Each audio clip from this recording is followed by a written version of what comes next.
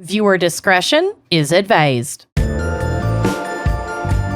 here we go. You are listening to Wine and Crime, the podcast where two friends chug wine, chat true crime, and unleash their worst Minnesotan accents. You darn tootin', and it's almost state fair season. By the time this comes out, it'll be right around the corner.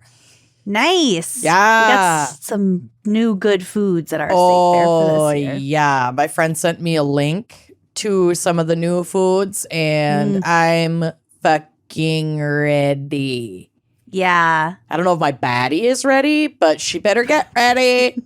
Bring your Imodium. Yup. And my Zofran. All for of both it. ends. Yeah. Anyway. I'm Lucy. I'm Amanda. We're both very excited for this state fair season. Yes, we are. Today we have a very special fan pick. Actually, first, we have some housekeeping. We do. A little bit of housekeeping. So we have been getting understandable and absolutely fair complaints. Totally valid. And valid complaints about some third-party ads that, like automatic ads that have been on our show, specifically political ones. And we just want to, we've clarified this before. We'd like to clarify it again. We have those like categories toggled off on our end for automatic ad insertion that we can control and get paid for. But other podcast apps do their own automatic ad insertion that we cannot control and do not get paid for. And there's a ton of political money right now to put those ads, especially geo-targeted ads, on your feeds. We are not choosing those. We are not getting a dime for those, and we can't do anything about it. We've complained to platforms before, and it's crickets. There's nothing you can do. It's just part of their like terms and conditions of having your show on that platform. So I'm sorry if you were bombarded with an ad that was unfavorable, especially in the political arena. We did not approve that, but like, 'tis the season. We can't do anything about it. So I would recommend redirecting your frustration to the platform that you're listening on, because they don't listen to us when we reach out to them. Maybe they will listen to you as a consumer of podcast media. I don't know. But yeah, we've gotten a lot of DMs and emails about some of these political ads, and the unfortunate response is we know and we can't do shit about it. So we're really sorry. And yeah, that's it. We can't do anything about it. Yep. We just saw tried. the influx. We saw the influx of people talking about it, so we just wanted to address it for everyone. Yep. Anyway, don't forget to vote. And today we have a very special fan pick. Yes, we do. So a while back we had our Hot Girl Summer campaign, which when this airs, it will be coming to a close. Yep. But So don't worry, we'll be transitioning into something for the fall, so Yes. stay tuned. This is another one of our limited run special edition merch on our Bonfire store. So excited for this limited merch that's coming for fall. Fall's going to be fucking great. But for the people who made purchases on our first run of our Hot Girl Summer campaign, we chose 3 customers at random to have their own fan pick, and this winner was Elise Pangrazio. Oh, Elise! Grazie, Elise Pangrazio! And Elise chose the topic of Rochester Crimes. I am thrilled about this as a former Rochesterian. And that's Rochester, New York, not Rochester, Minnesota. We also have a Rochester, home of the Mayo Clinic. Yep, Rochester, Minnesota's gorgeous. This is gorgeous, but this is also gorgeous upstate. Little sleepy.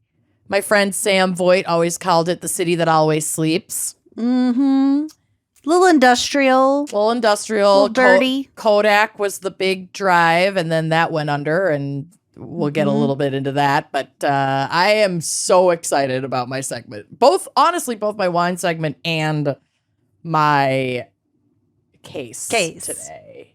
I'm really excited to see what you have for us. So, should we get going?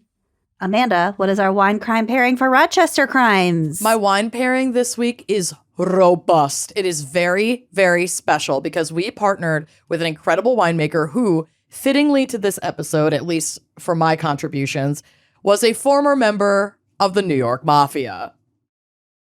Ooh. Turned winemaker. Amazing. So Michael Franzese, now founder / owner of the wine company of the same name, was an ex-mobster from the New York Colombo crime family and was one of the top earners in that time, making up to $8 million a week in a gas scheme. A mob-led gas scheme. Yes, and since I had never heard of this, I'm going to kind of teach you how to do it a little bit, but like not. Teach us how to gas scheme. We'll never have the connections or access to be able to do this, but this is what went down. This is from his Wikipedia page. Quote, in 1981, Franzese was contacted by Lawrence Salvatore Iorizzo. Okay. Sorry, I'm trying. Who had developed a scheme to defraud the federal government out of gasoline taxes in 1985. Iorizzo was being hassled by criminals in California and offered Franzese a percentage if he would defend and solve the issue. The pair set up 18 stock-bearer companies based in Panama. Under law at the time in Panama, gasoline could be sold tax-free from one wholesale company to the next. So Franzese partnered with the Russian mafia in Brooklyn in the gas scheme. The wholesale gas was sold to one company but shipped to another company, while a third company, a dummy company, sold the gasoline on paper and would forge tax documents for the company that received the gasoline. That's genius. It's genius. Victimless crime. Fuck the government. Mm-hmm. I'm living for this. Franzese's crew then was then able to collect and pocket the 9 cents per gallon of gasoline in federal tax, and they're selling it by like the barrel. So that sounds low, but that's a lot of money. That's a lot of gas. Lot of gas. Once enforcement agents attempt to collect the tax from the dummy company, it declares bankruptcy, and the daisy chain would continue. Sorry, we can't pay. This gasoline supplied between 1/3 and 1/2 of all gasoline sold in the New York metropolitan area.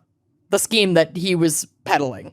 Holy shit. According to officials, Franzese kept 75% of the profits, making $1.2 million per month, while Iorizzo made $45,000 per month.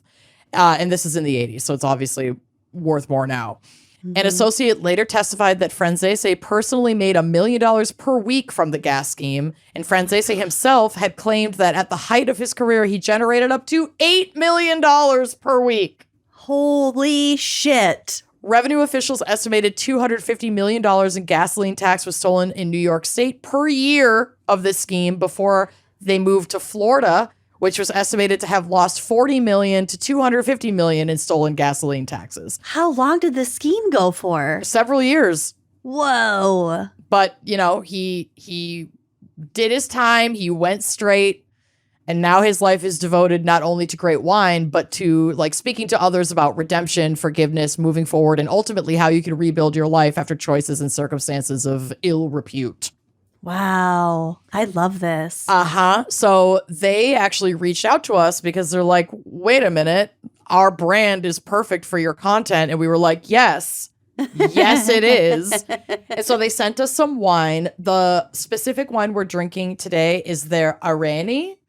This is an incredible Armenian grape where the first vineyards ever discovered were located, and they're dated to be about 6,000 years old. This is actually an amazing anecdote. This is from Some TV magazine. Quote, believed to hail from the village of Areni in southwest Armenia, this grape variety derived its name from its ancestral home. However, its historical significance came to light in 2011. You're going to fucking love this. When archaeologists unearthed a remarkable discovery in the Areni 1 cave complex. Oh. Perched above the village, like in a mountainous region, was a series of caves that served as a cavernous time capsule. The world witnessed the revelation of the oldest known winery dating back at least 6,100 years. What the fuck? Like they would grow, produce, and people would literally like go drink wine at these caves. There's Oh like my God. archaeological evidence of this in Armenia.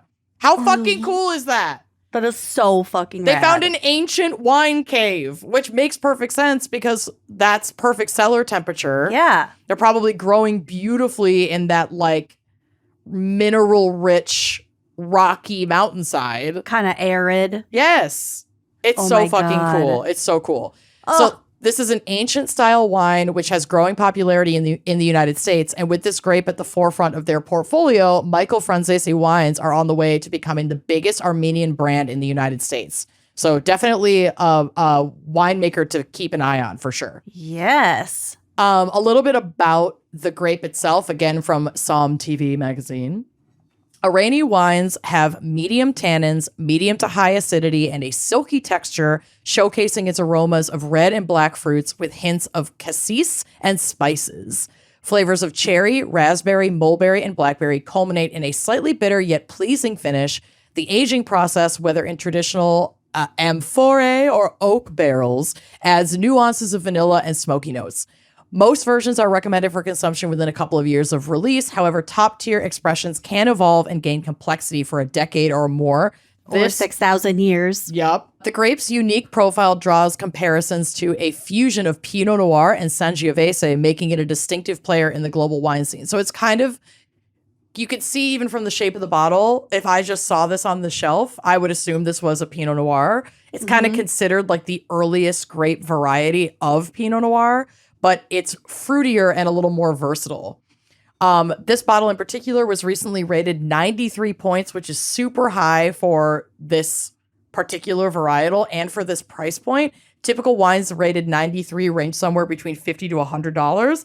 This bottle retails for $30 online, and you can buy it at franzesewine.com. That's FRANZESEWINE.com. And for a limited time, if you use that promo code GALS at checkout, you get 15% off. Ooh. It sounds like they ship to most states that allow for alcohol delivery. You can also get it in person in California, Illinois, Wisconsin, and New Jersey. We need to get the fuck on it in Minnesota because I mean, the label is beautiful. It's got the fingerprint. Yeah. I just thought this guy's I love story the backstory. was so fucking cool, that the backstory of the grape itself is so fucking cool. Yeah. And I can't wait to pop into it. So shall we open this bad boy up? Yes, please. I am eager to hear how it tastes. I can't wait. So yes, definitely go to franzesewine.com, FRANZESEWINE.com, and use that code GALS for 15% off at checkout. And thanks for giving our listeners that cool discount. Oh my gosh. Yes, they were not required to do that, and we so appreciate it. This wine is amazing, and the price points are already very accessible, and they're being so gracious and making them even 15% more accessible. So I appreciate it. All right, here we go.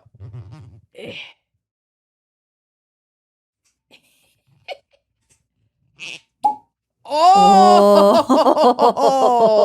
Ancient pop. Oh my God. It smells so good. I've never tried this varietal before, so I'm really, really excited to do this for the first time with you. It's a gorgeous color. Sounds good. It's really beautiful. You could definitely tell that it like is akin to a Pinot Noir, but it's darker. It's like a richer color. It's not as see-through as a Pinot Noir, but I think if you got some good light on it, you could probably see through it. Here we go.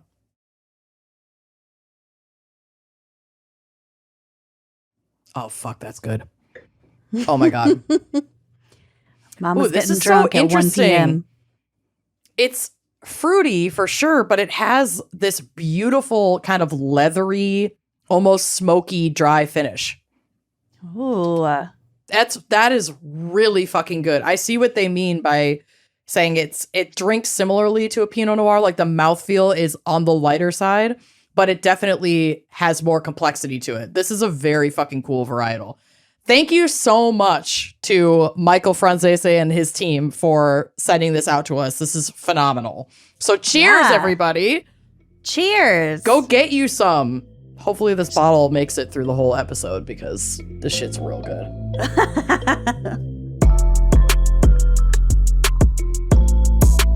All right. Lucy.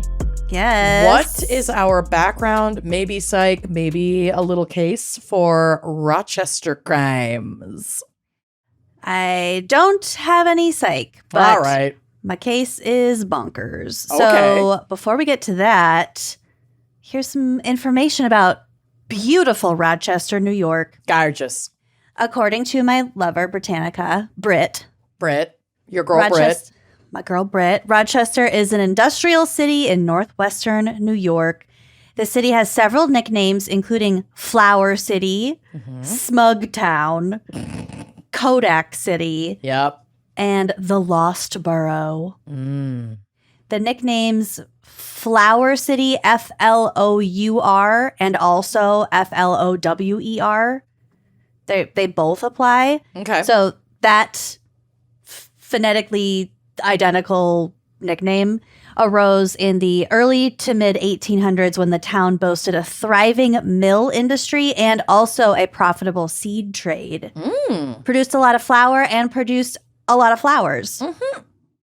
Industrialists such as George Eastman, Kodak guy, John Jacob Bausch, and Henry Lohm, Bausch and Lohm, developed photographic, optical, and precision equipment during the 1890s.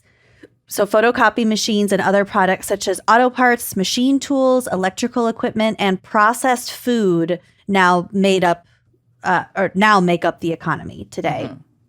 The city was home to two gals. You may have heard of them, Margaret and Kate Fox, the Fox sisters. Oh, wait, are these the psychic ladies? Yeah. Like illusionists or whatever? Spiritualists? Well, they were two sisters spiritualists who would come to be known to give the spiritualist movement its momentum in Rochester and Western New York. They claim to have the ability to communicate with departed spirits through a code of knocks and raps heard through the walls. Now, when you say raps, we don't mean Snoop Dogg. We mean like upon the door there was a rapping on my chamber door or whatever the fuck. Exactly. Got it. Of course, they turned out to be bullshit. I think one of them was just knocking like under the bed or something. Like, did you not test them? I mean, people did. Wasn't Houdini one of the people who exposed them for being frauds? Yeah, it had something to do with Houdini. I don't remember. We've talked about him before. For some reason, I really dislike them. But because they preyed on vulnerable people wanting to connect with their lost loved ones and stole a bunch of people's money.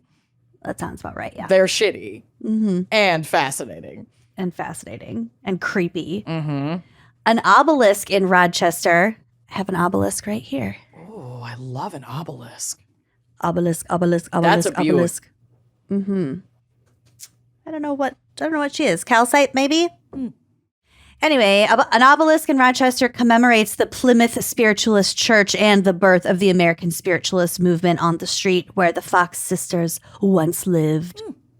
Rochester is also home to Susan B. Anthony. Ever heard of her? I have. In 1872, local authorities arrested her for attempting to vote illegally. Ooh. Lots of illegal voting. It's always been a huge issue. Always. Prompting the trial where she delivered. Sarcasm, guys. Yeah. Prompting the trial where she delivered one of the most influential women's suffrage speeches of all time. Ultimately, she was charged $100, which she never paid. Good for her. Her home that she lived in for 40 years is now a National Historic Landmark. Please bear with me. I have like 2-3 sentences about sports. Here we go. Oh, God. The Rochester I'm going to check out. Hope that's cool. Yeah, that's fine. I'll talk to you in a minute. The Rochester Red Wings are a minor league baseball team of the International League and a AAA affiliate of the Washington Nationals. Blech. They are North America's oldest continuously operating sports franchise below the major league level. The world's largest continuous ball of twine made by one man. If we need all of these... That's our claim to fame. Hey, that's Darwin, Minnesota, baby. That's Darwin. That's Darwin. If you need that many qualifiers for your claim to fame, I don't know how to break it to you, boss.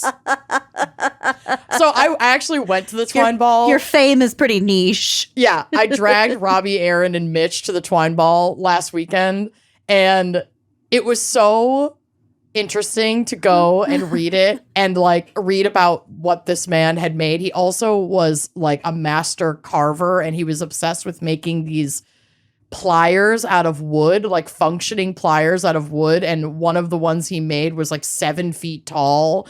And we're standing there reading this. At least 45% of us are on the autism spectrum at this gathering of 4 people, and I'm 45% of the 4 of us are on the autism spectrum, and I'm like, this is so funny to read with so much more understanding of like my own brain and where I sit on the autism spectrum, and how we love to make fun of boomers being like, we didn't have that back in my day, and yet here's this old man who spent his life collecting and tying together and creating a giant ball of twine and making like hundreds of pairs of hand-carved wooden functioning pliers. And I'm like, yeah, no. Y'all definitely didn't have autism back then. Sure, Jan.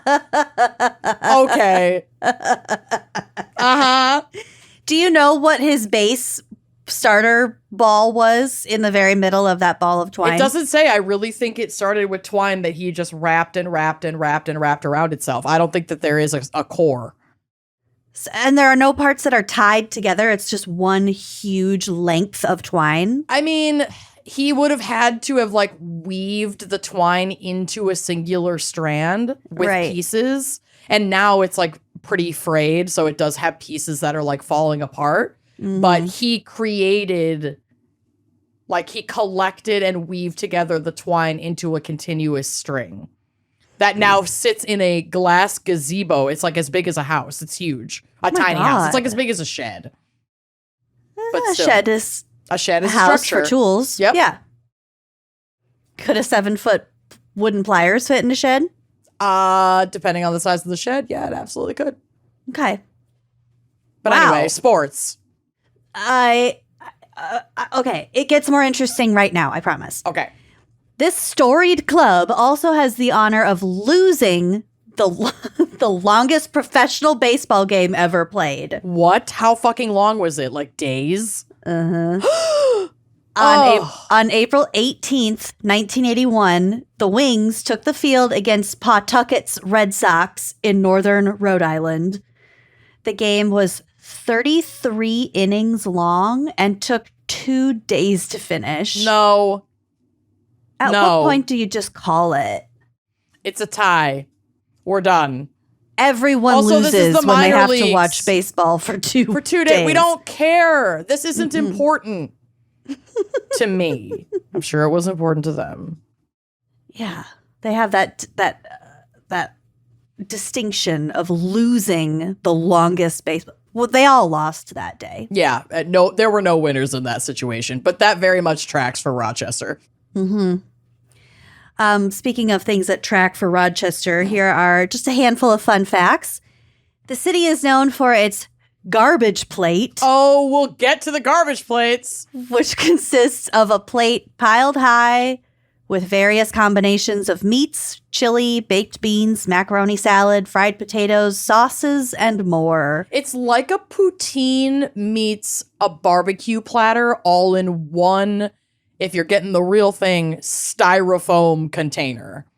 So it's like a big, what are those at KFC?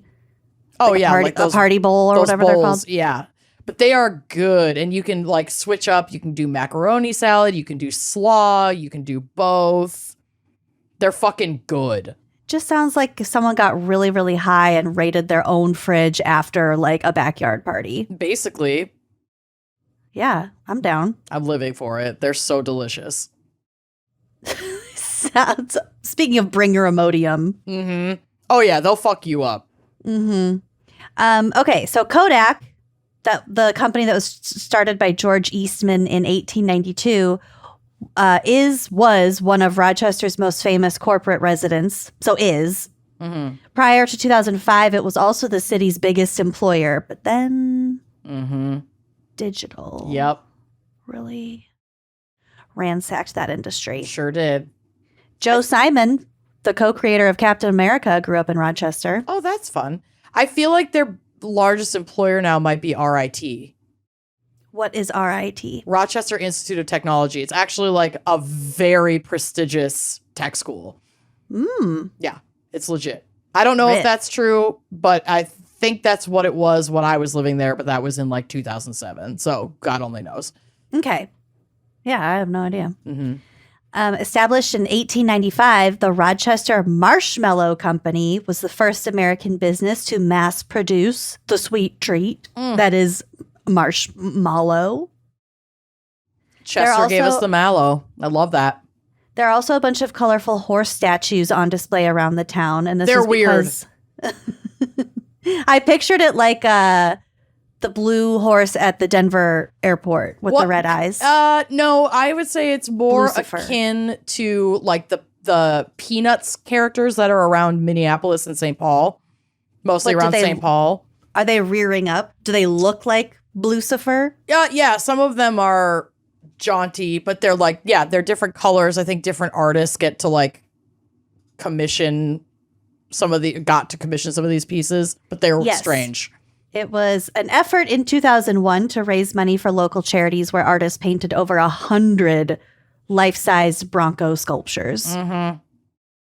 I remember the Peanuts thing. Yeah. They're mostly in St. Paul. I don't know if there are any in Minneapolis, actually, now that I think about it. They annoyed me. They're weird. We get it. What's his face lived there or whatever, but like, can we move on? Wah, wah, wah, wah, wah, wah. Also, the NBA's Sacramento Kings originally played in Western New York as the Rochester Royals. And I kept that in there because what the fuck are you talking about? Well, the LA Lakers used to be the Minneapolis Lakers, the Minnesota Lakers. But if you have a completely different name in a completely different city at two totally different time periods, are you not basically two different teams? They must have sold the franchise and then it just got like a rebrand. So then it was who originally. Cares? I know. But listen, Rochester has very little to cling to, so we got to let them have this. I noticed that, and you probably noticed that when I read you the interesting facts about Rochester. Honey, that included we all noticed marshmallows, horse statues, and a losing baseball team. 2 different sport facts. Mm-hmm. You know I don't care about that. I know you don't, but I'm really proud of you. That's Rochester. And now for my case. Okay. Big trigger warning. There is violence towards children in my case. Oh, great. But I don't go into much detail. Okay.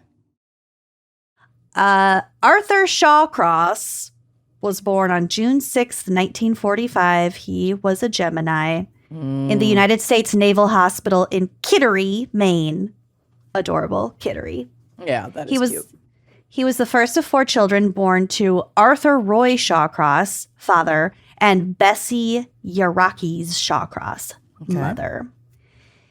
Arthur Jr. was born prematurely and only weighed 5 pounds. Oh, Bubby. He was also born with XYY syndrome, also known as Jacob's syndrome. Mm-hmm. So obviously there is an extra Y chromosome there. Mm-hmm.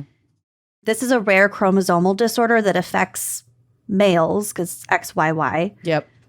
So they have an extra Y chromosome in most or all of their cells, and males with this disorder might be taller than other males.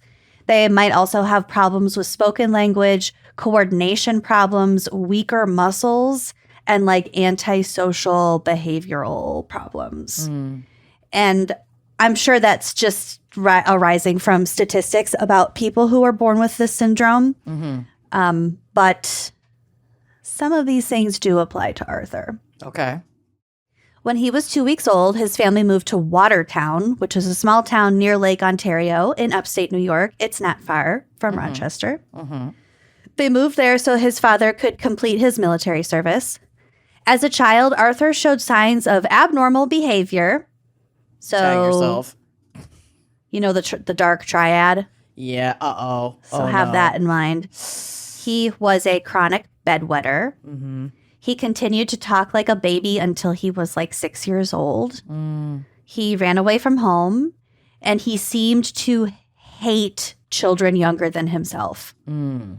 His classmates constantly teased him and called him Oddie, O-D-D-I-E. Yeah, like he's odd. Weirdo, Oddie, which would send him into a rage, and he became known in his class as like the bully.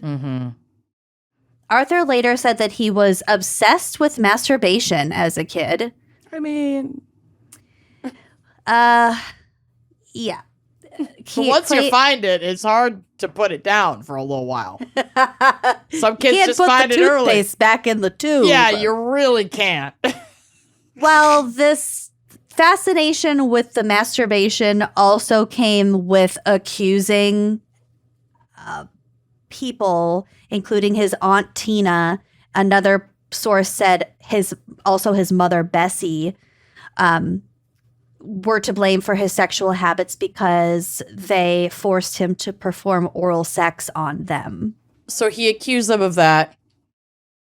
And he said that's why I was masturbating so much, because I was exposed to sexual activity by my aunt and my mother or my mother at a young age. I want to always believe victims first. However, given where this story is going, has that been confirmed that he was sexually abused, or is this...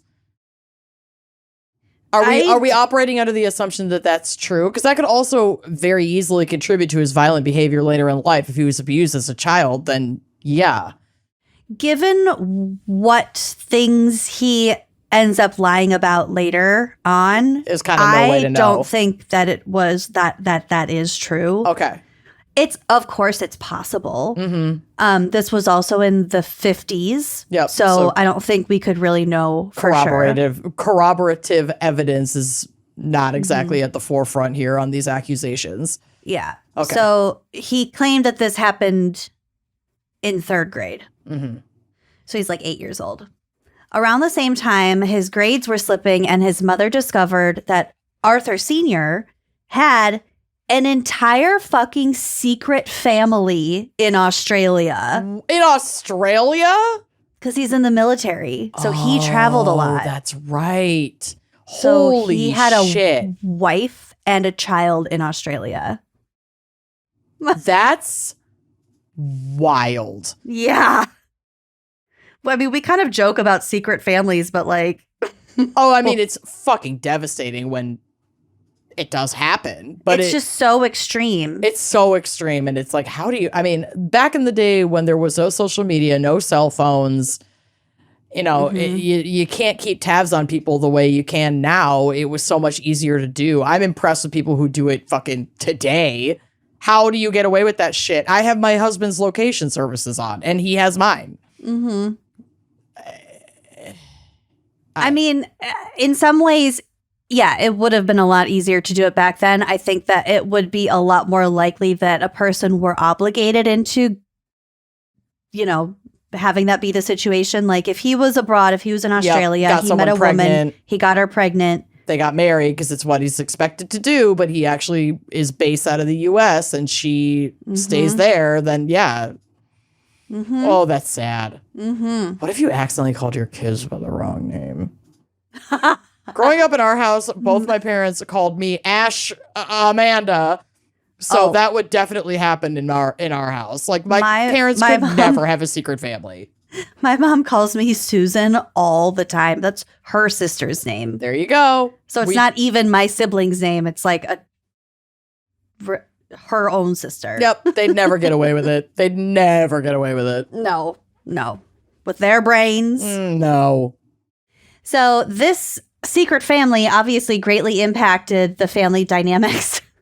Many relatives claimed that Bessie changed after this, often raging at Arthur Sr. Can you blame her? No. Who became more quiet and withdrawn as a result. Mm-hmm. And Arthur Jr. often went to his grandma's house to avoid being at home under those circumstances. Yeah, he doesn't want to hear his parents fight. Mm-hmm. The house was not calm, quiet, functional. Around age 11, Arthur was masturbating a lot. Mm-hmm. And when he was caught by his mom, she apparently threatened him, and Arthur claimed that she had sodomized him with a broom as punishment. Oof. So I'm not going to jump in and say whether things did or did not happen. Right. But like I said, he greatly exaggerated things that we know about later down the road. As the years passed, he became increasingly violent and was known for his explosive temper. By his mid-teens, he was still wetting his bed and had almost completely withdrawn into his own little world. Mm-hmm. He was very antisocial. During this time, Arthur also claimed to have been engaging in oral sex with multiple people, including family members and his own sister, and also claimed to be engaging in bestiality. Oh, dear. Around the age of 14, he claimed to have been picked up by a man in a red convertible while walking home from school. Supposedly, this man held him by the throat while performing oral sex on him. And when Arthur didn't reach orgasm, the man raped him and dropped him off near his house. Oh my From God. there, Arthur claimed that he could never reach orgasm without inflicting pain on himself. Okay. What a case. Yeah. By age 17, Arthur was still in the 9th grade at age 17 and eventually dropped out completely in 1960. 3 years later, in 1963, he was arrested for the first time for burglarizing a Sears. He was sentenced to 18 months probation because he was a youthful offender. In September 1964, he married a local girl named Sarah Chatterton. In November of 65, so basically a year later, he was arrested again for second-degree burglary and sentenced to 6 months of additional probation.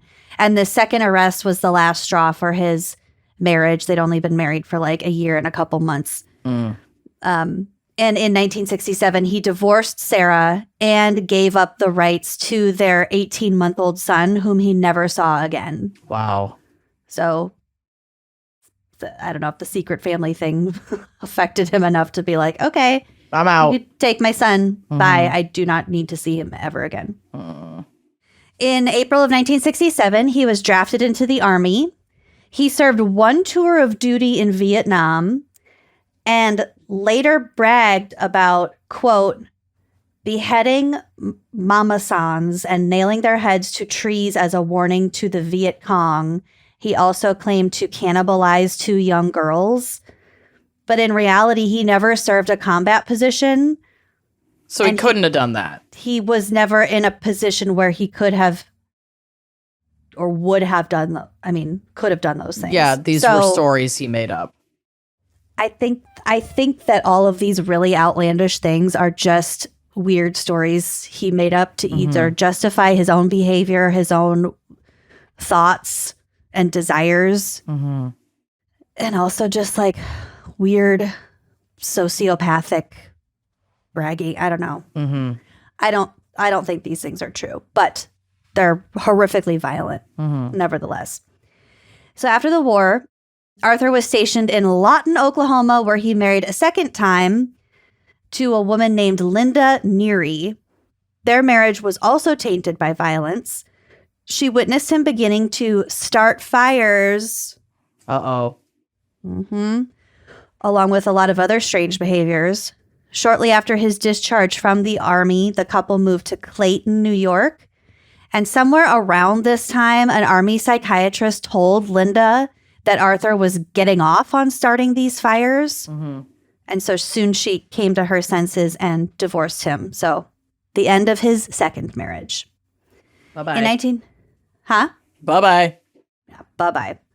In 1969, after his return to civilian life, Shawcross Arthur was arrested for arson and was sentenced to 5 years in Attica prison. He only served 22 months, so less than 2 years, because apparently he got in good with the prison officials because he quote unquote rescued a prison guard during a riot. Okay. So he was granted early release. He was a bootlicker, so they let him out.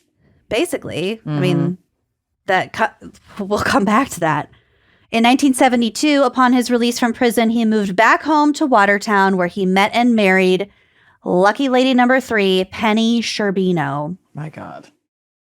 So they're back in Watertown. He's working for the Public Works Department, and he was known to spend his free time fishing in the nearby creeks and rivers.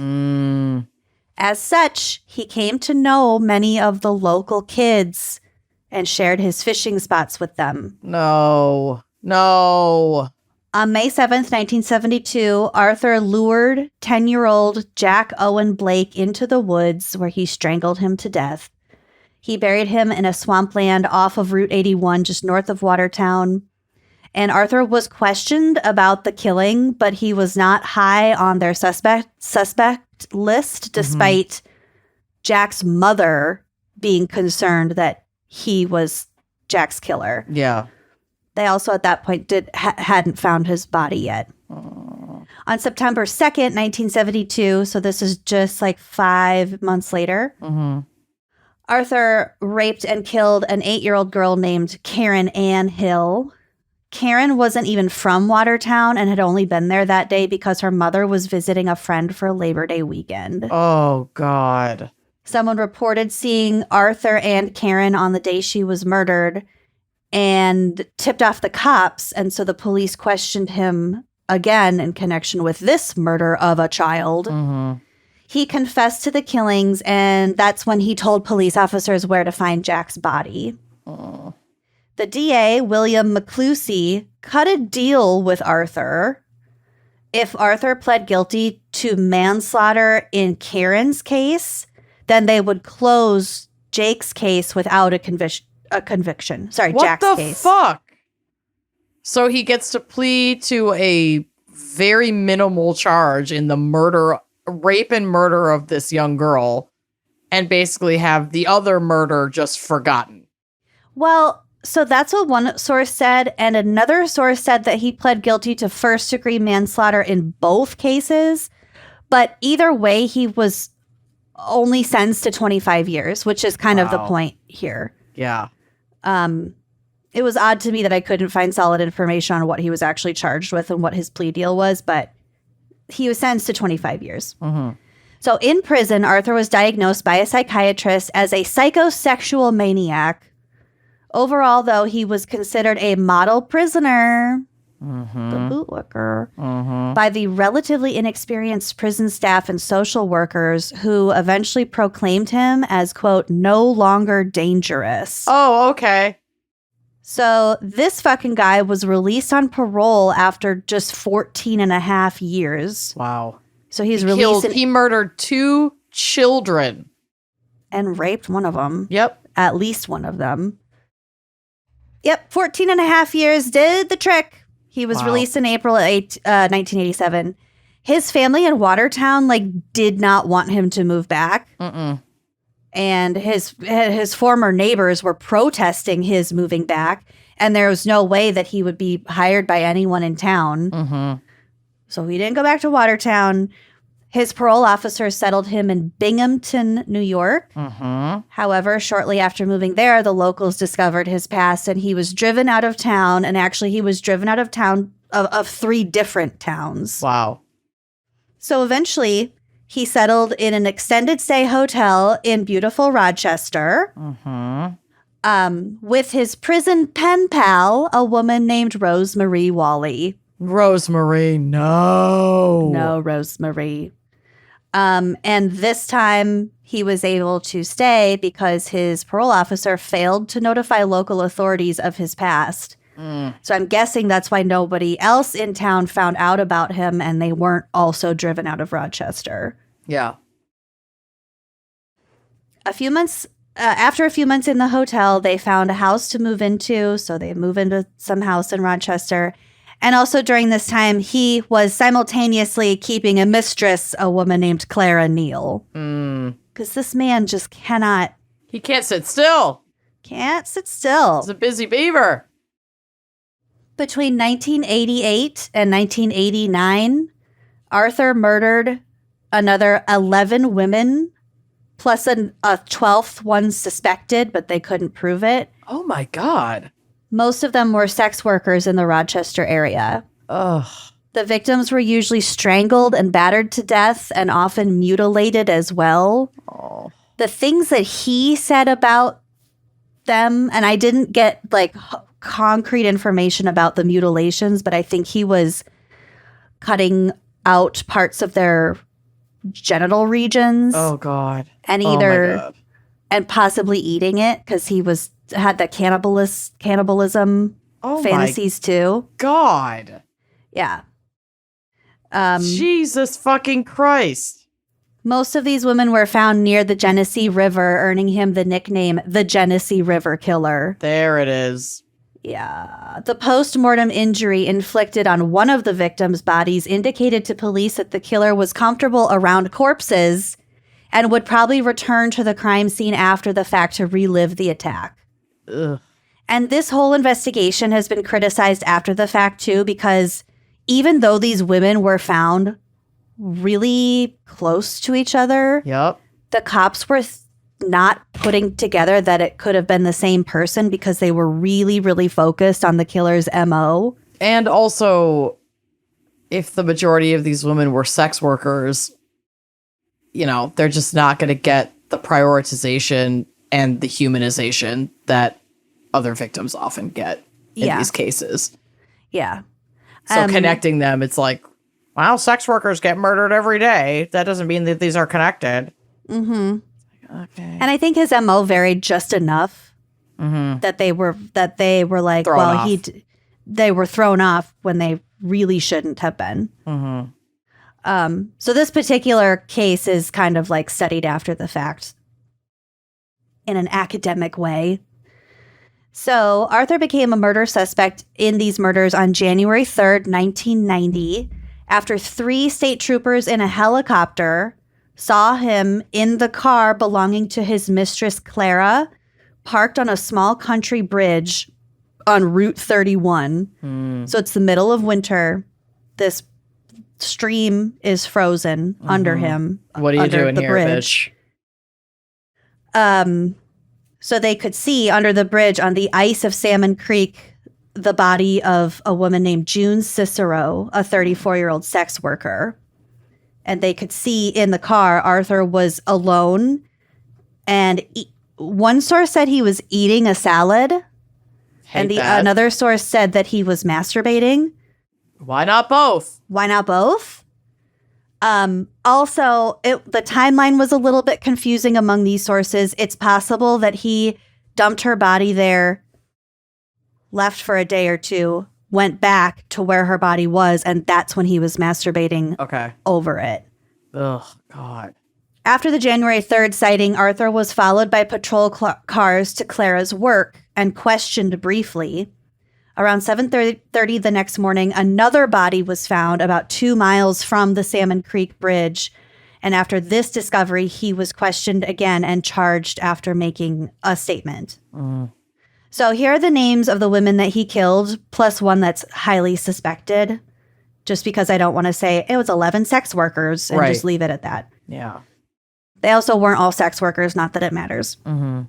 So we have Dotsie Blackburn, who was 27, Anna Marie Steffen, age 28, Dorothy Keeler, age 59, Patty Ives, age 25, June Stott, age 30, Marie Welch, age 22, Franny Brown, age 22, Kimberly Logan, age 30, Liz Gibson, age 29, Darlene Trippy, age 32, June Cicero, age 33, and Felicia Stevens, age 20.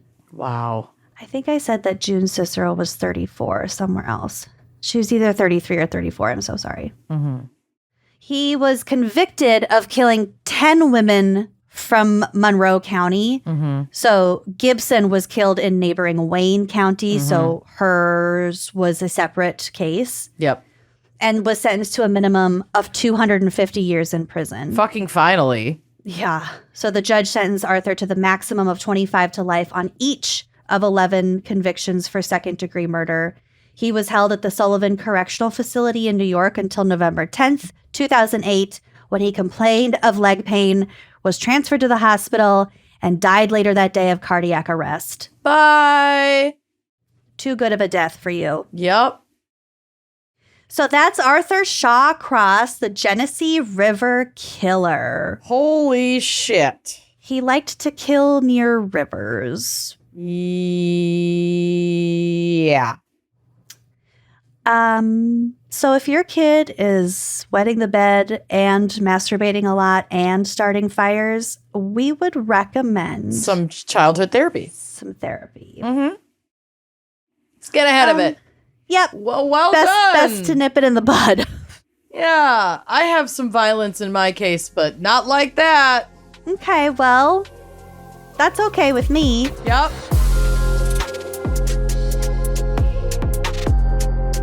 So, as made evident by my enthusiastic contributions earlier in this episode, I was pretty pumped when this episode got scheduled because, as you know, I lived in Rochester, New York from about 2005 to 2007. Mm-hmm. And while there, I took classes at Monroe Community College. I was in Monroe County with the granddaughter of a victim and kind of a perpetrator in my case. Oh. A man named Jimmy the Hammer Massaro. We'll get to him. Okay. That is only one of my claims to Rochester fame, alongside the fact that I got 86 from Vinyl Nightclub for fighting with the bouncer and then demanding a hot dog. Survived 2 a.m. visits to the infamous street meat food truck, which I am pretty sure got shut down.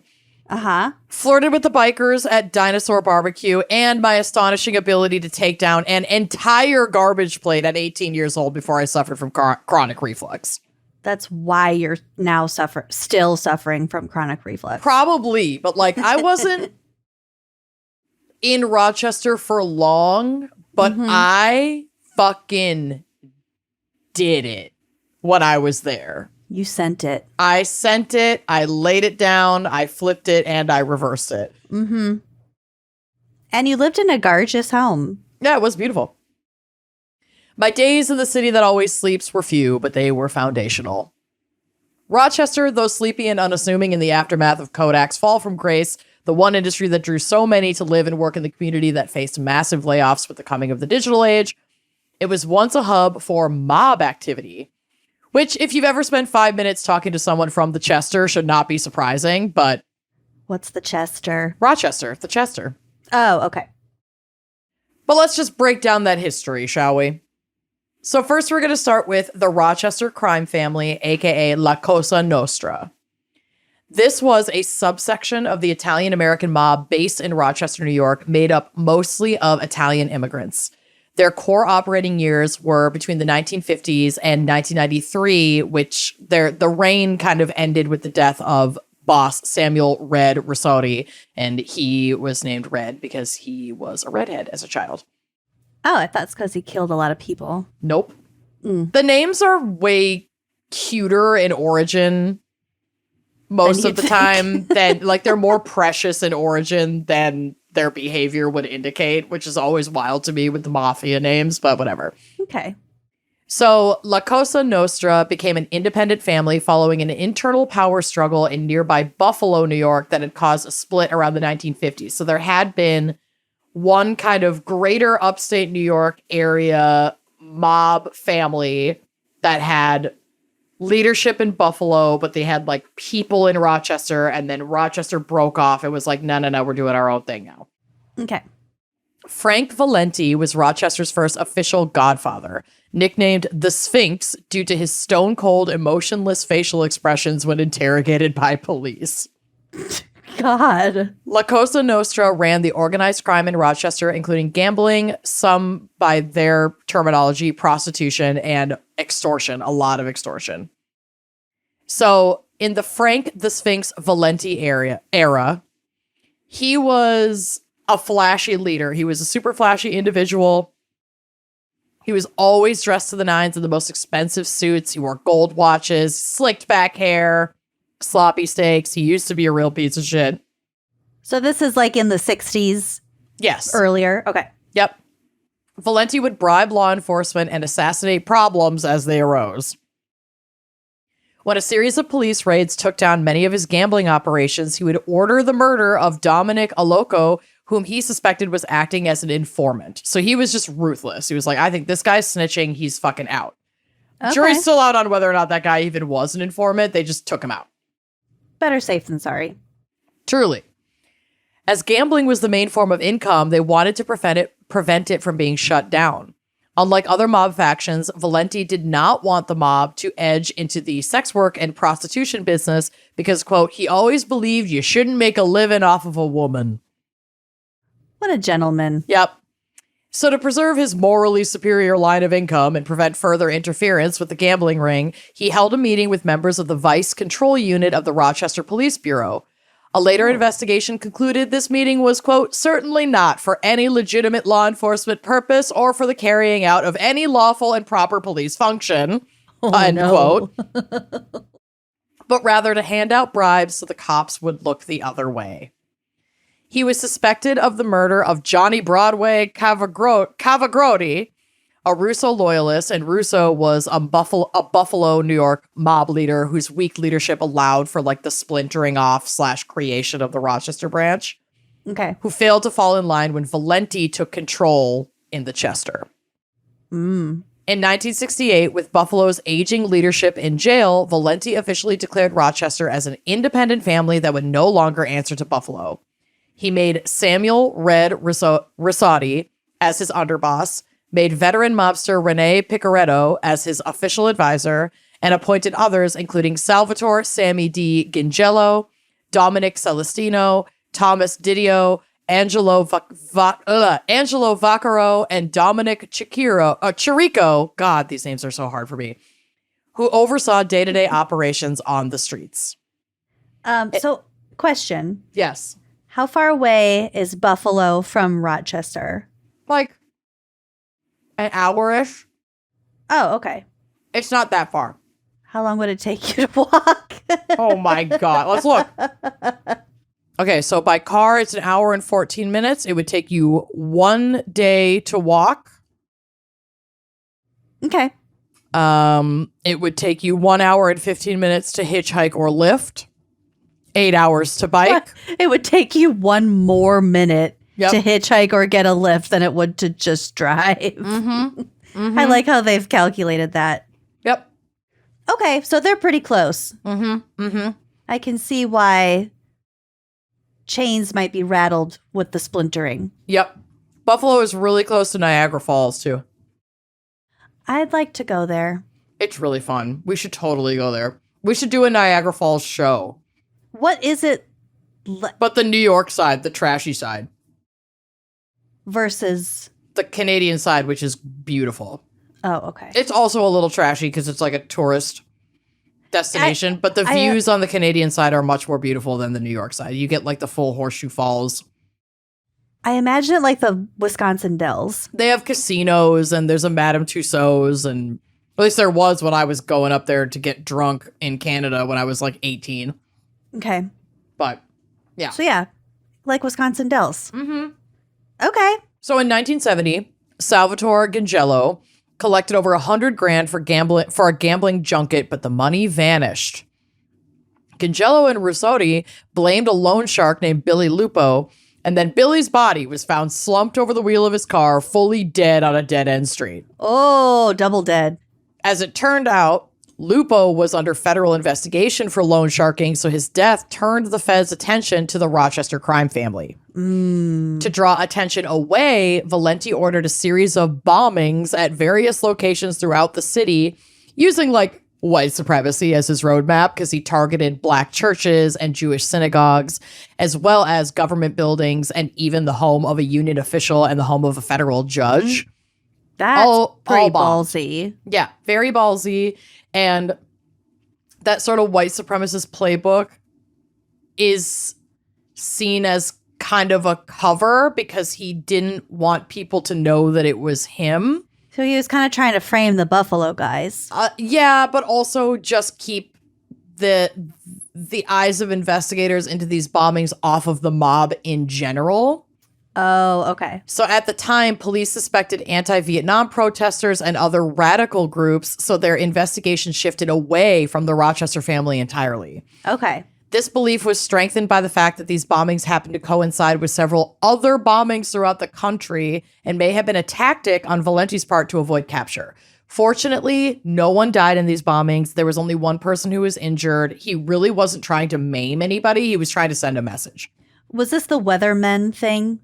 The other bombings around the country? I think so. I mean, there was so much going on in the 70s. Bombings were crazy. People were freaking out about Vietnam. You know, protest was on the rise. Like, a lot of political and social shift was happening at that time. And this bombing seemed to have become kind of a popular way of, like, sending a message and getting in the press. And I think that he chose this as an avenue because it was happening so much around the country and could be chalked up to other movements.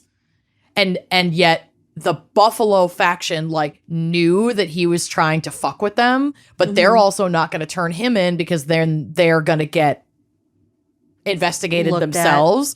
So he's, like, trying to send a message that, like, no, fuck you, I'm in charge. The Buffalo faction is over, but he's doing it in this grandiose way that investigators wouldn't necessarily be able to pick up on, but that, like, other members of the Buffalo crime family would definitely know was for them. Okay. To show as a show of force, basically. Valenti's plan had succeeded and also let his enemies know how absolutely ruthless he was. His own Rochester family members, however, were not as keen on the bombings. In 1972, he was approached by both underboss Russotti and consigliere Picaretto, asking him to step down, accusing him of skimming profits and keeping them for himself. His underlings demanded he return the money or abdicate power. However, Valenti refused. Angry at the request, he wanted to order a hit on Gingello, Russotti, and Picaretto. However, as protected members of the mafia, he had to get permission from the other families for this hit, and he was refused permission. So this makes the scene in the office where Kevin assembles the 5 families of, like, the office park to demand their parking spots back so much funnier now that I have this context. It's like, I knew that was a mob reference, but I didn't make this connection. If you wanted, like, if higher-ups wanted to put hits out on other higher-ups, they had to have the support of other, like, the approval. Collegiate families. I think it had to be unanimous, too. Yeah, probably. So that was interesting. But these 3 targets had heard of the plot against them and wanted revenge against Valenti. They were also refused permission to hit Valenti, but still wanted blood. So the trio murdered a man named Dominic Chirico, who we talked about. He was a loyal Valenti capo. He was killed by a shotgun blast on June 5th, 1972 in Rains Park in the city's Maplewood neighborhood, outside of the home of his own girlfriend. So he's probably leaving the house. They had been watching him. Popped him right there. Chirico's slaying would prove to be devastating to Valenti because he was one of the most loyal captains in the family, serving as both a personal bodyguard and member of Valenti's, quote, special crew. So he was like a right-hand man. Okay. With his death, tensions inside the Valenti crime family were running high. Following the murder of Chirico, a meeting took place between the top members of the mafia shortly before midnight on June 5th, 1972, where Frank Valenti agreed to retire to Arizona, where he had already been purchasing property. So basically in this meeting, it was like, dude, you're going to get murdered. Yeah. People want you to step down. It's time. And he's like, yeah, all right, okay, I'll go. But before he could slink away, on December 15th, 1972, Valenti was convicted in an extortion case. Samuel Red Russotti became the new boss of the Rochester crime family, with Sammy Gingello becoming his underboss and Rene Picaretto retaining his position as family advisor. So all 3 of these people that Valenti had wanted to kill were now in charge of the Rochester crime family. And now Valenti's in jail. Okay. And because Valenti had wanted these guys dead, and now they're in charge, they ran any loyalists to Valenti out of the city. So it's like, we're getting rid of anybody who would have allegiance to him because he wanted to fucking kill us, and now he's in jail. Yeah. You're where under he new still leadership. could kill you from. He probably could, but I think it was when this like changing of the guard happens, there are a handful of people who might still be loyal to the one who's behind bars, but most people do fall in line under the new family because they don't want to fucking die. Mm-hmm. So Valenti didn't have enough pull anymore at this point to really make anything happen. It was his time was over. We're just in retribution mode at this point. Kinda. Get rid of the loyalists. Yep. We're starting fresh. So Valenti's out, Risotti's in, and now we're in the Risotti era. Okay. Aside from the slight reorganization mentioned above, Red basically continued business as usual. Long practice tactics continued with gambling at the helm, although the new group was fond of bid rigging, bribery, and extortion, aiming for more government construction contacts than they previously held. So they're diversifying their portfolio.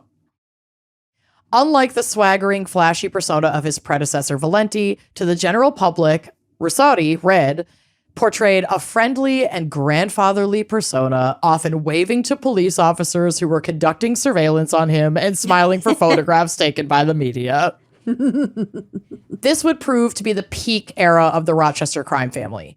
It is estimated that roughly 45 men were made official members of the crew, and hundreds, perhaps thousands of associates assisted in procedures. And now when you say associates, like that means every cop who looks the other way and is paid off, every like construction company that understands and willingly participates in these sort of fraudulent, extortionist government contracts. Like this encompassed a lot of different people and organizations and companies that were essentially associates of the mob because they were doing work under mob rule. Even if they weren't out there in the streets killing each other, they're part of it. You're still facilitating the mob activity. Yep. Yeah, because you're funneling money to them, essentially. Rusotti's rule would begin bloody, however, when in November 1973, authorities discovered the body of Vincent Jimmy the Hammer Massaro in the trunk of his own car. Ew. Massaro How'd he get was in there? Well, I'll tell you. Massaro was a foreman and construction equipment operator and suspected strong arm for the Rochester family mafia. So Vincent Massaro was an enforcer and a hitman who specialized in arson. Now, the arson specialization was not really for hits, like death hits. It was for insurance fraud. Oh, well, yeah. Arson would be a bad tactic for like killing people. Yes, it would. So they were used mainly for collecting insurance money to fund mob activity. A friend of the Hammer, a man named Angelo Monachino, would testify that the mob received nearly $500,000 in insurance payouts on 8 separate fires. Ooh. He based the mob's success on these incredible 3 things. 1, knowing how to set fires. I was joking. No, that's legit. 2, having a high-ranking fire official in on the take.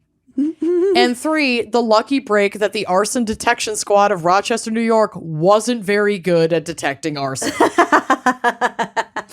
So they made off with a lot of money doing this. Those are my 3 pillars of success. Yep, the 3 pillars of arson success.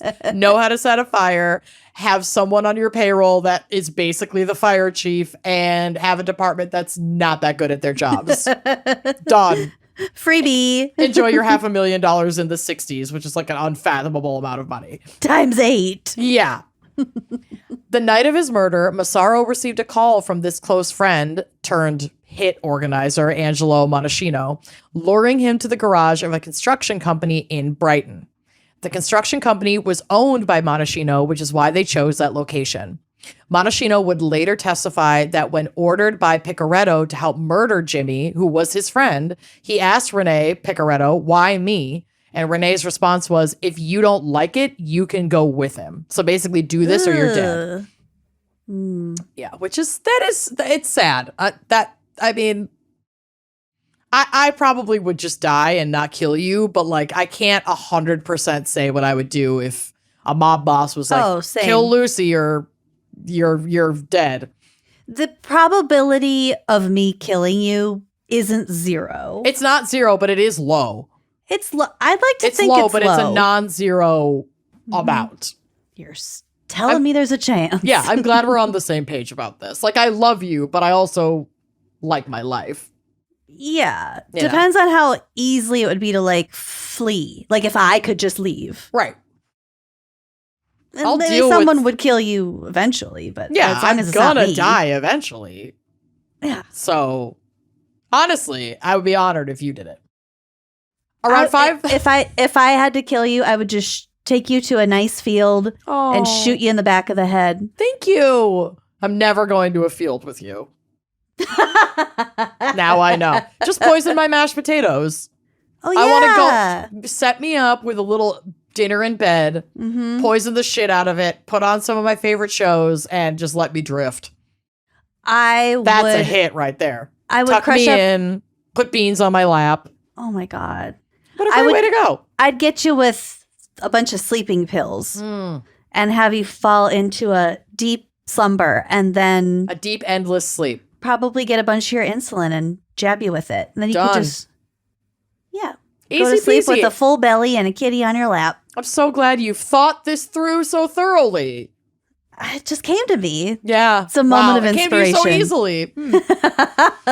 Anyway, that's not what Monashino did. Around 5:30 p.m. How would you kill me? How would I kill you? First of all, I would do like what you do for your dog on their last day before being euthanized. I would like Take me to McDonald's. I would take you to McDonald's. I would let you order anything you wanted. I would take you to an oddity shop and an antique mall, let you do all your little shopping. And then we would go back to somebody's house. And you always like to do your unboxing, even though I'm like with you when you buy all your stuff. I still want to see all of your trinkets. Yep. And I'd either quickly bludgeon you over the head and just put you out of your misery right in the middle of your unboxing. Or I too would choose the poison route, whip us up a nice little dinner, put on like an old Disney movie, and just let you fall asleep and die. That's so sweet. It's a good day. It's a good day. The reason I would shy away from bludgeoning is that I'm not convinced that I'm strong enough to make that a one hit and done, like painless experience. And I want it to be painless for you. And I know myself, I would like hesitate and then it wouldn't hit you as You hard. do have a lot of obelisks, though, that I could use if I did it at your house. You could kill me with this. It's heavy. Yeah, that's a big boy. She's a big boy. Right to That the sounds temple. so nice. Well, It's a lovely day. whether you do that on the day you kill me or just like my next birthday that we're together, let's just make that a nice day. Yeah, why don't we just carry out the ways we would kill each other without actually killing each other and treat each other to a really nice day instead? How about that? Will you let me lick some peanut butter off your finger? Oh my God. Callie got so many cookies and pup cups on her last day on Earth. She was so happy. Oh, and then she got that Pup like cups. little burst of energy where we took like a really nice walk, and I was like, "Is this a mistake?" And then it wasn't a mistake. I No, mean, it that was dog not a was mistake. not in good shape. But like, No.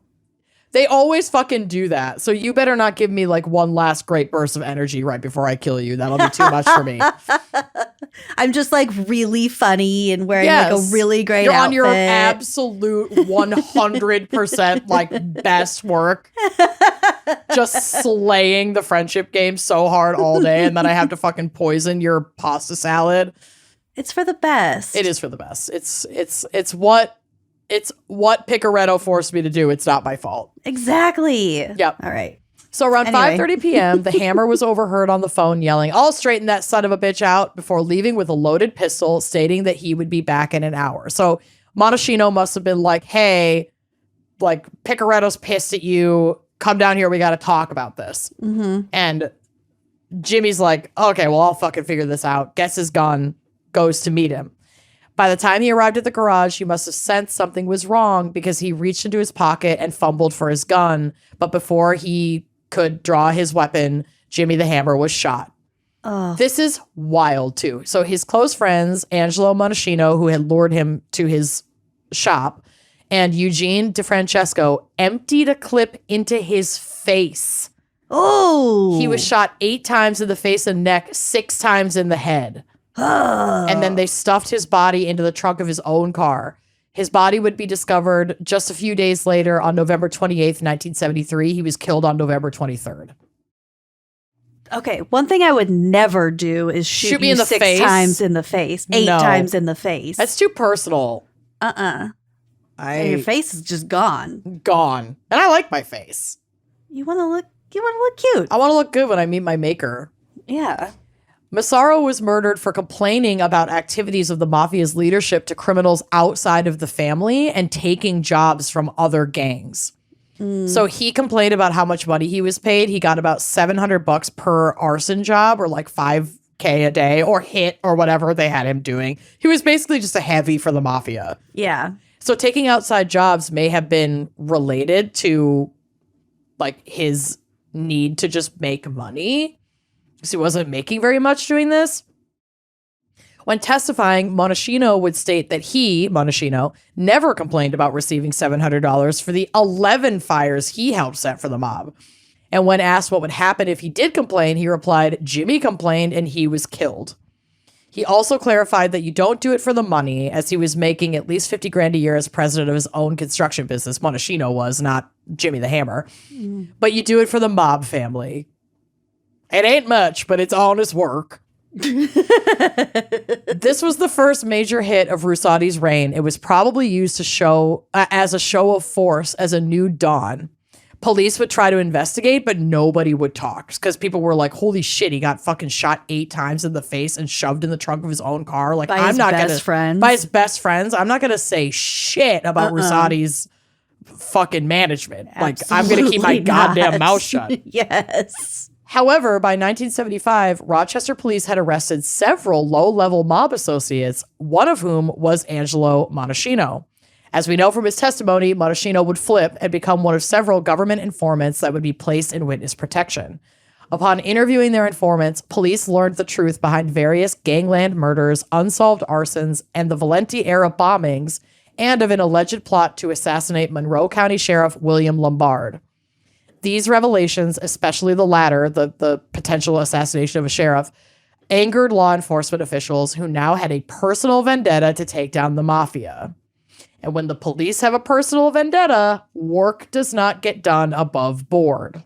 So following the revelations of the bombings of the plot to kill the sheriff, police arrested the entire upper echelon of the Rochester crime family. So the boss, Red Rusatti, was arrested. Underboss Sammy G. Gongello was arrested. Rene Picaretto, Capo Thomas Murata, Soldier Eugene DeFrancesco, all of them are arrested and charged with the murder of Jimmy the Hammer Massaro. So the cops are using this murder as a way to just swoop in and arrest all these motherfuckers. Scorched earth. Yep. In addition to the leaders, middle-tier mobsters were also arrested and charged with crimes stemming from the revelations of the government witnesses. Showing widespread local corruption, some of the arrested included union leader Samuel Campanella, Teamster Anthony Gongello, lawyer Samuel J.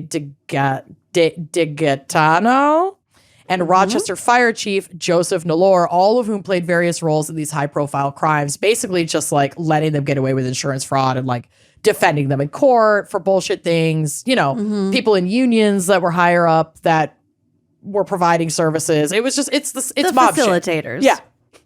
The information provided by the cooperating witnesses was corroborated with extensive surveillance reports of the Monroe County Sheriff's Department.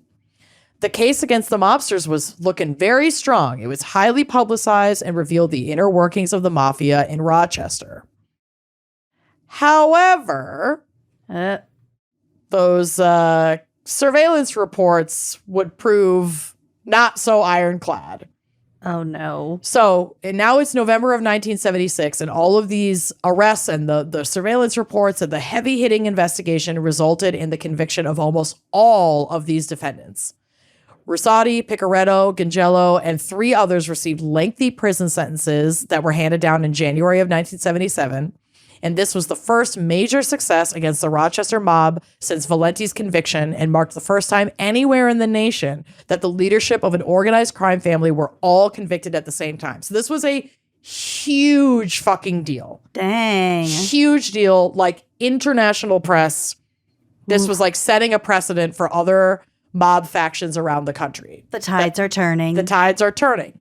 But unfortunately for the police, allegations of perjury during the Massaro trial sparked an investigation into the Monroe County Sheriff's Department. Oh my God. Ultimately, it was determined that not only did the police lie, gasp, what? But they were also guilty of entrapment and fabricating evidence presented in the trial that led to these convictions. That sucks. Yep.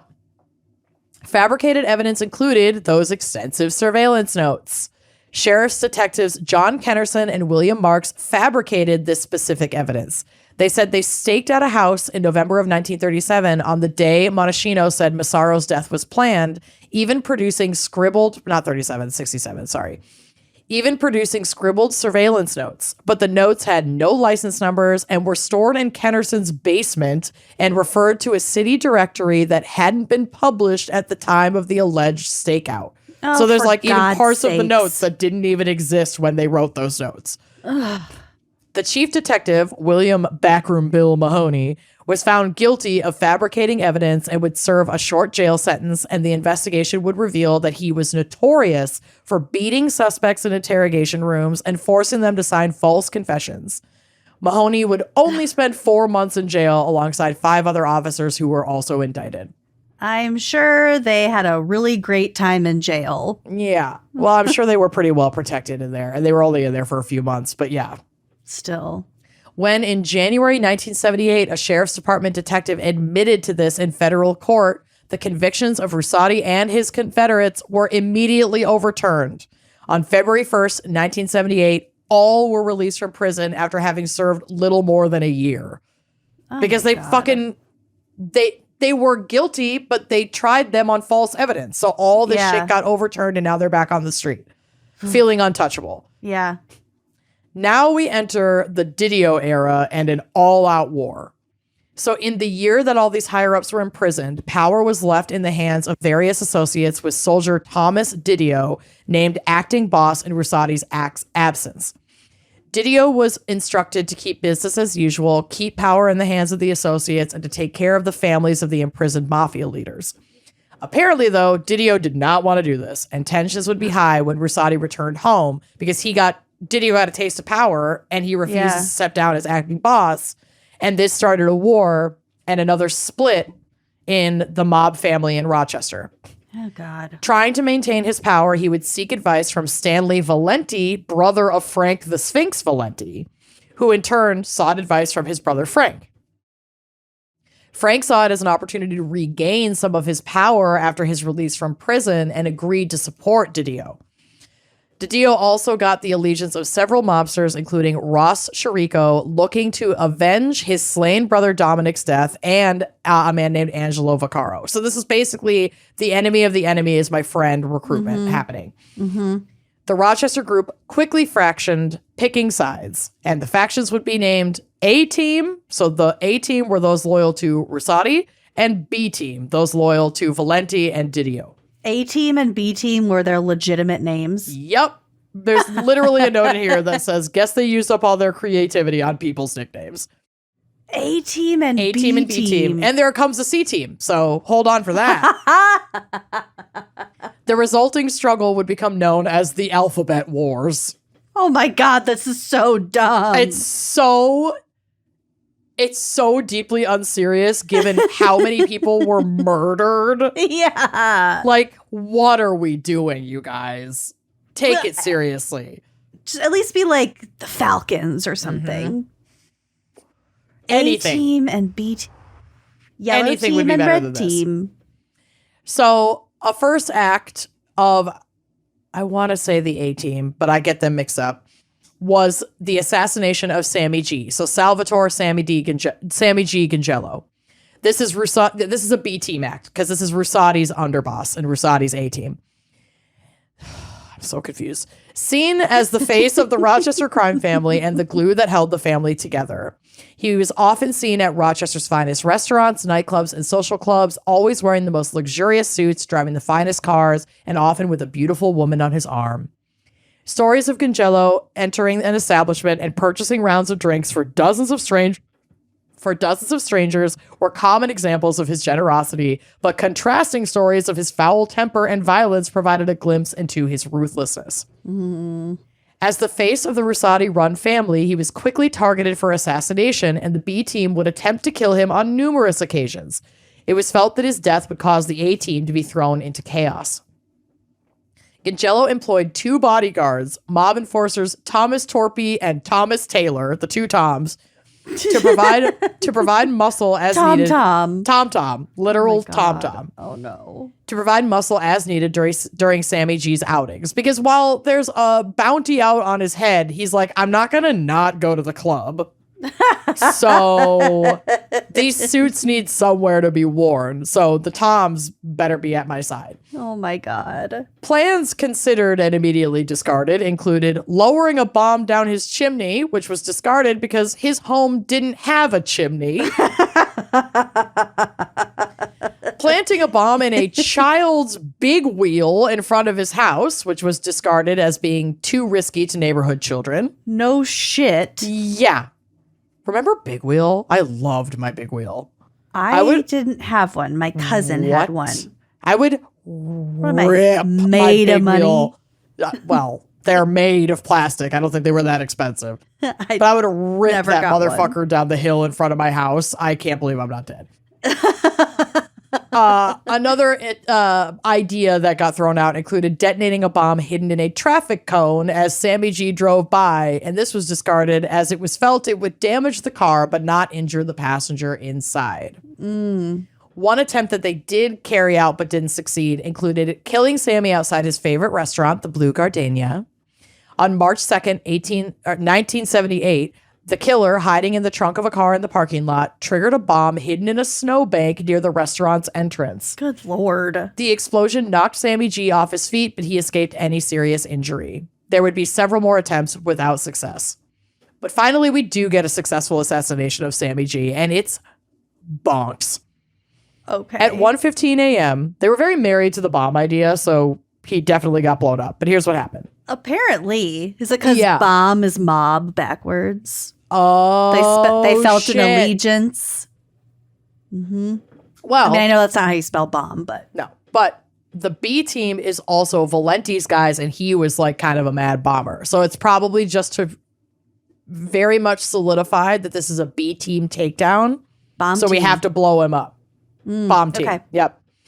So at 1:15 a.m. on April 23rd, 1978, Gongello stopped at Ben's Cafe Society on Stilson Street downtown. So this sounds like a little restaurant, but it's a club.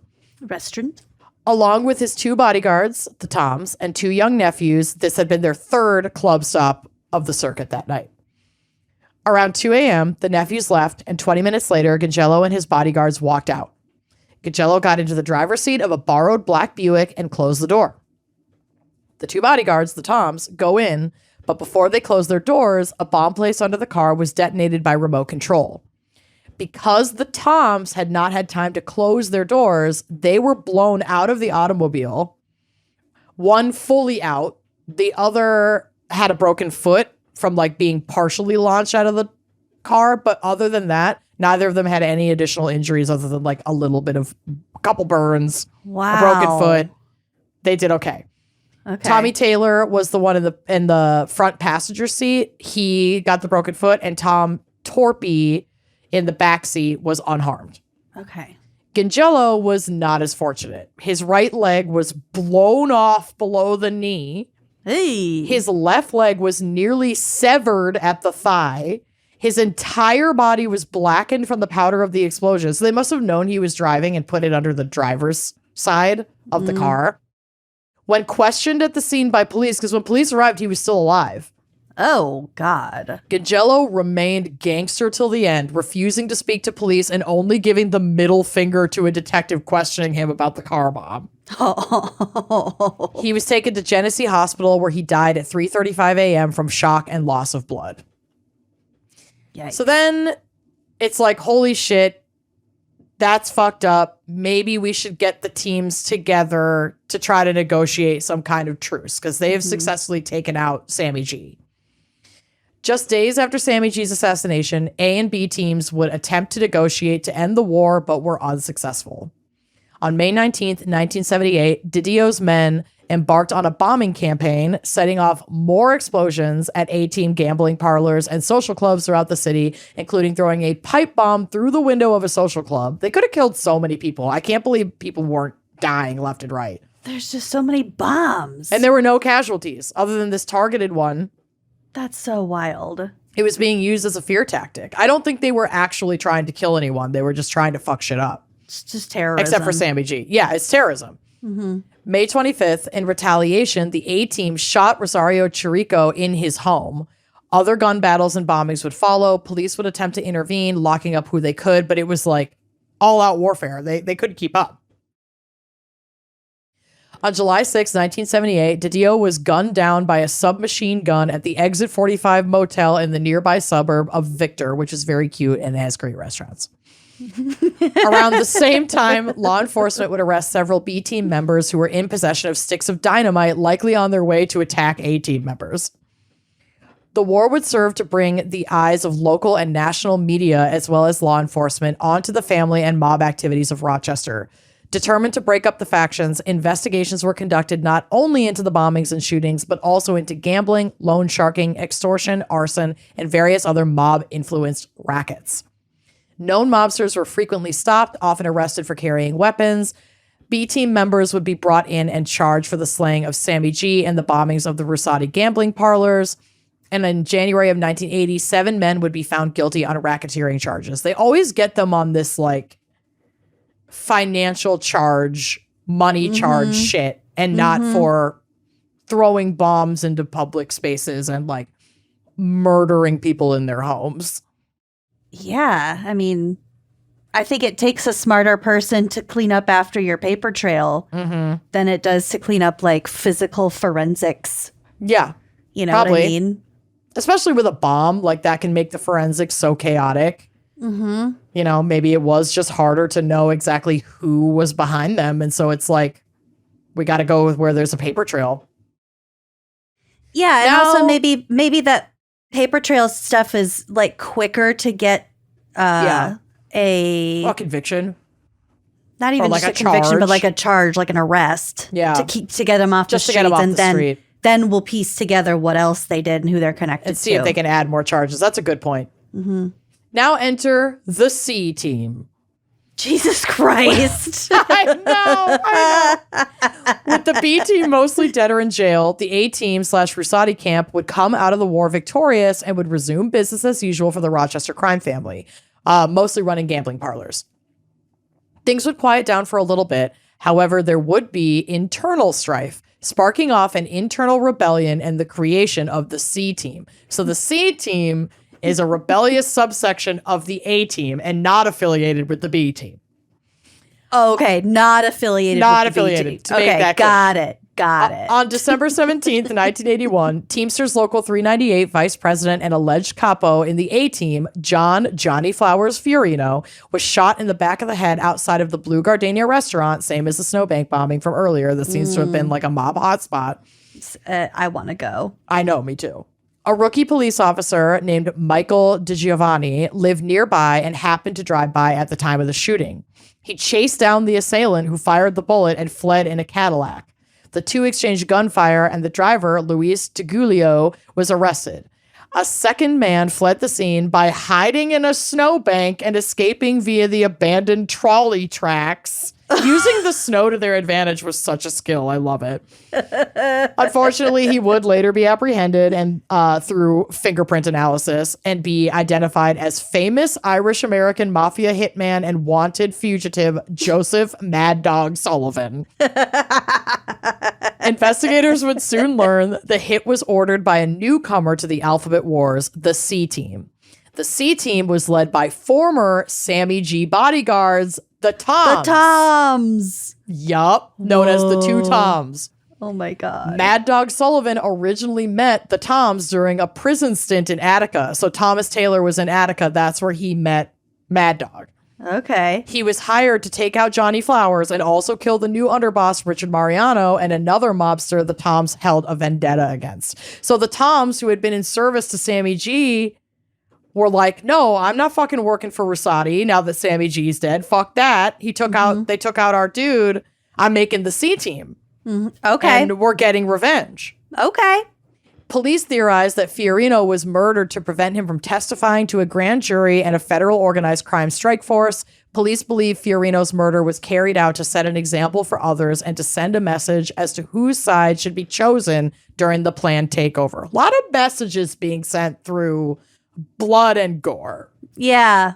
And explosives.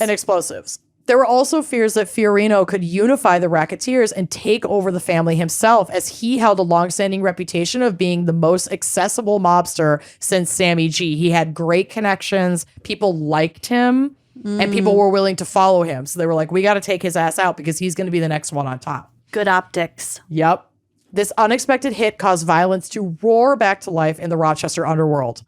In March of 1982, Taylor and Torpy, the Toms, and C-Team members Michael and Thomas Peluzio entered a social club and beat a man so severely he wound up in the hospital. Oh, for what? He's one of Rosati's men. This insulted Rosati, who was linked to the club. Rosati retaliated the following month by ordering through Rene Picaretto the execution of members of the insurgent faction. So he's like, you got to take out the C-Team. They got to go. Nicholas Mastradonto was murdered that same month, followed by the murder of Gerald Pelusio. Gerald was an unaffiliated brother of Michael and Thomas, who police suspected had been mistaken for one of the mafiosos. So he was related to one of these mob guys, but wasn't even in the mafia, and he got murdered, like by mistake. Oh, for fuck's sake. Do your homework. Right. Upset that his fellow A-Team members had crossed him, Rosati ordered the hits on more and more men. Murders of several mobsters bloodied the streets of Rochester throughout the summer of 1982. A crushing blow would soon come in court, however, as police carefully used evidence this time from legitimate means to deliver indictments.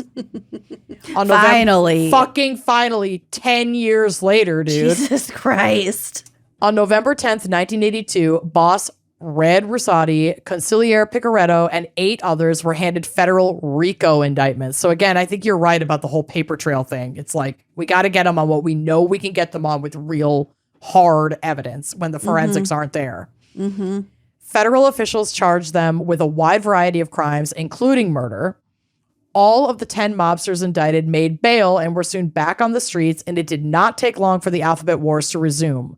There would be several more retaliatory murders and attempted murders back and forth between A-Team and C-Team. B-Team is basically like, we're good for now. Yeah. Y'all have your own shit going on. Seem to have your own issues. Y'all are a mess. Work it out amongst yourselves.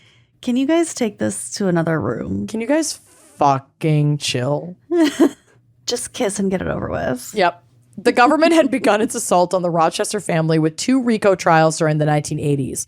There would be charges of racketeering, murder, attempted murder, extortion, arson, obstruction of justice, and more.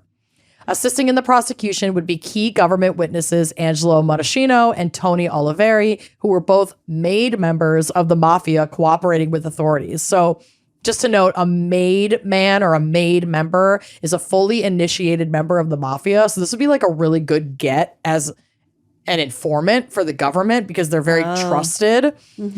To become made, an associate first must be Italian or of Italian descent and sponsored by another made man. Be required to take the oath of omerta, the mafia code of silence and code of honor. Some families require that a candidate commit murder as part of the initiation. And after the induction ceremony, the associate becomes a made man and holds the rank of soldier in the mafia hierarchy. Yeah. Made men are the only ones who can rise through the ranks of the mafia from soldier to capo regime, consigliere, underboss, and boss. They're legit. So it's kind of wild that some of these folks became informants because they're so trusted within the mob.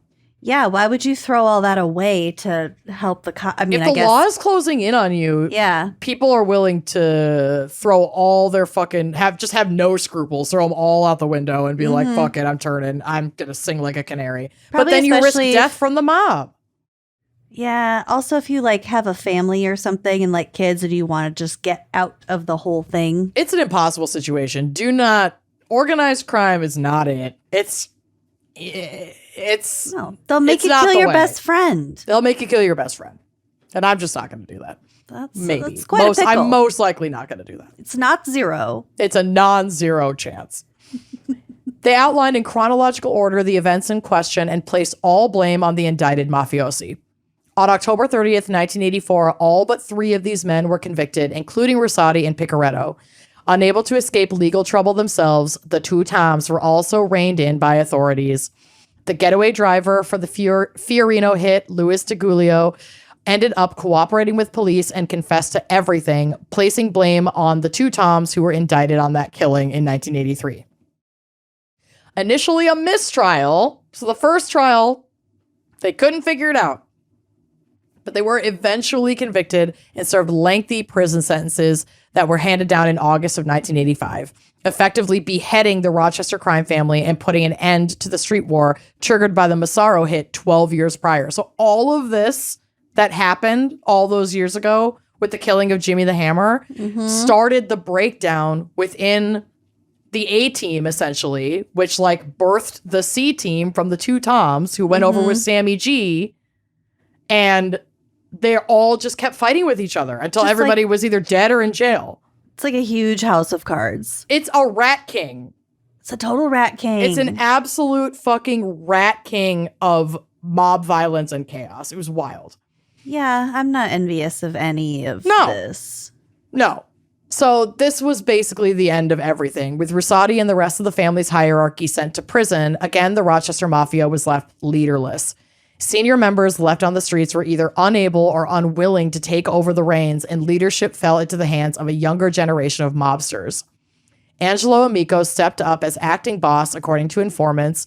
He was aided by appointed underboss Lauren Picaretto, which is the son of the now in jail Picaretto. Both were sons of former mafia leaders. Almost immediately following the convictions of most of Rochester's mafia leaders, police bugged Amico and Picaretto's regular gathering spots, the new leaders, and indicted them on racketeering charges on October 3rd of 1987, which was my dad's birthday and right after I was born. Like 4 days after I was born. Cute.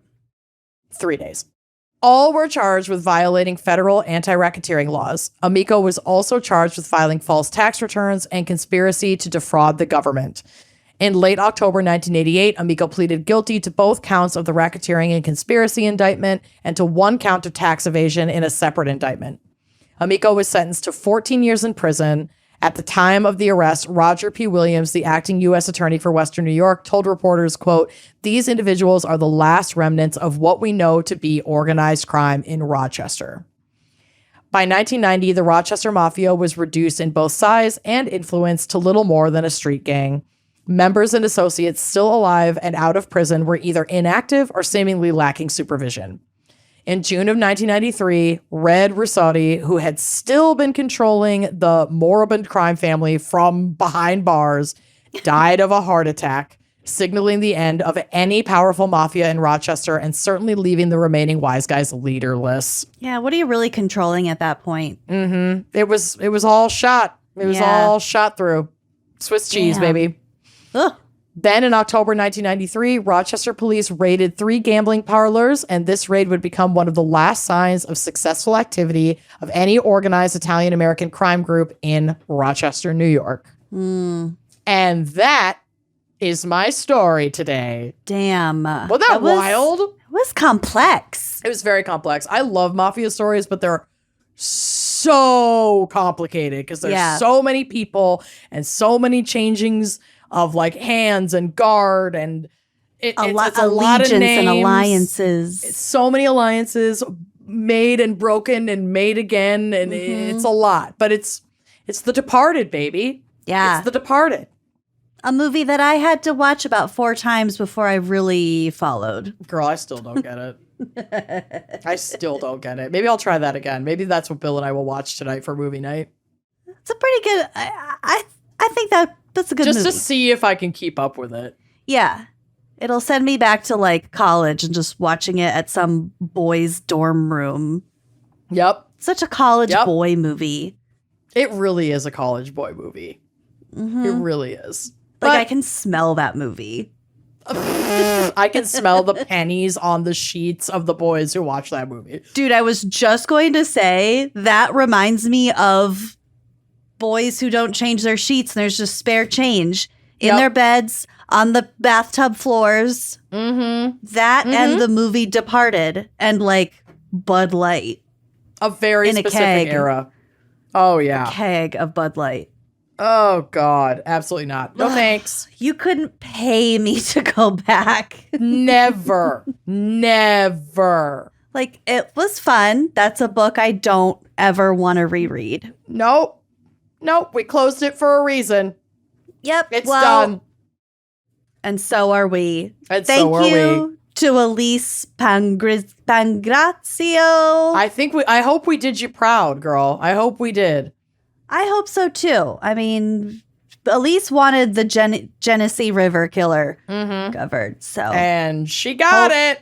Hope you're happy. Thank you for participating in our Hog Girl summer purchase drawing thing that we did. And stay tuned for more of those limited merch campaigns and more opportunities to win your own fan pick episode. Yes. And thank you for listening, and we'll see you next week. Bye-bye.